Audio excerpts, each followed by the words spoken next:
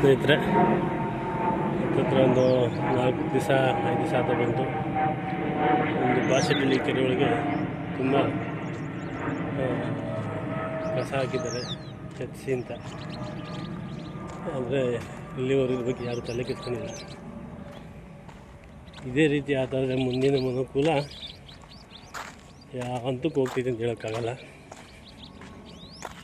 ಕಾನೂನು ವಿರುದ್ಧವಾಗಿ ನಾವು ಮಾಡಿರೋ ಕಾನೂನಲ್ಲ, ಸಾಮಾನ್ಯ ಜನ ಮಾಡಿರೋ ಕಾನೂನಲ್ಲ.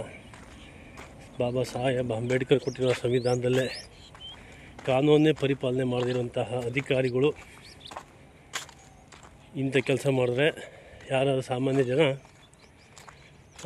ಮಾಡಿದ್ರೆ ಹೇಗೆ? ಈಗ ಬಿಗ್ ಬಾಸ್ ಒಂದೇನೋ ನೀರು ಬಿಟ್ಟರು ಇದು ಅಂತೇಳ್ಬಿಟ್ಟು ಅದು ನಡೀತಾ ಇದ್ದಂಥ TV ಶೋ ನಡೀತಾ ಇದ್ದಿದ್ದು ಅದನ್ನೇ ಕ್ಯಾನ್ಸಲ್ ಮಾಡಿದ್ರು. ಆದರೆ ಈ ಕೆರೆ ಕುಂಟೆ ನಮ್ಮ ಜೀವನಾಡಿ, ನಮ್ಮ ಬದುಕು. ಇಲ್ಲಿ ಕಸ ಹಾಕಿದ್ರೆ ನೋಡಿ, ಈ ಥರ ಅರ್ಧಿ ಕೆರೆ ಸೇರಿದೆ. ಇಂಥದ್ದು ರೆಡಿ ಮಾಡಿಸಿದ್ರೆ ಮಾಡಲ್ಲ. ಎಲ್ಲ ಬಿಗ್ ಬಾಸ್ ಅವರು ನೋಡ್ಕೊಂಡು ಅದಕ್ಕೆ ಅದನ್ನು ಕ್ಲೋಸ್ ಮಾಡ್ತಾರೆ. ಅದು ನಮಗೆ ಸಂಬಂಧಪಟ್ಟ ವಿಚಾರ ಅಲ್ಲ. ಕ್ಲೋಸ್ ಮಾಡೋದು ಬಿಡಿಸೋದು ನಮಗೆ ಸಂಬಂಧ ಇಲ್ಲ. ಆದರೆ ನಮಗೆ ಸಂಬಂಧ ಇರೋದು ಕೆರೆ. ಮನುಕುಲ ಉಳಿಬೇಕು ಅಂದರೆ, ಜೀವರಾಶಿ ಉಳಿಬೇಕು ಅಂದರೆ ಕೆರೆ ಉಳಿಬೇಕು. ಹಿರಿಯರು ಏನಕ್ಕೋಸ್ಕರ ಕೆರೆ ಕುಂಟೆ ಕಟ್ಟೋದು ಅನ್ನೋದ್ರ ಬಗ್ಗೆ ತಿಳುವಳಿಕೆ ಇಲ್ಲದಂಥ ಅಜ್ಞಾನಿಗಳು ಅಧಿಕಾರಿಗಳು ಅಂತ ಹೇಳ್ಬೋದು.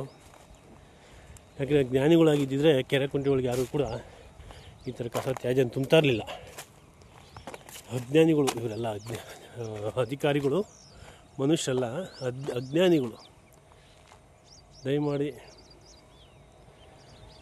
ಈ ಮುಖಾಂತರ ಕೇಳ್ಕೋ ಅಧಿಕಾರಿಗಳು ಏನಂದರೆ, ಆದಷ್ಟು ಬೇಗ ಇದನ್ನು ಕೆರೆ ಅಂಗಳದಲ್ಲಿ ತೆಗೆಸ್ಬೇಕು ಅಂತ ಈ ಮುಖಾಂತರ ಕೇಳ್ಕೊತಾ ಇದ್ದೀವಿ.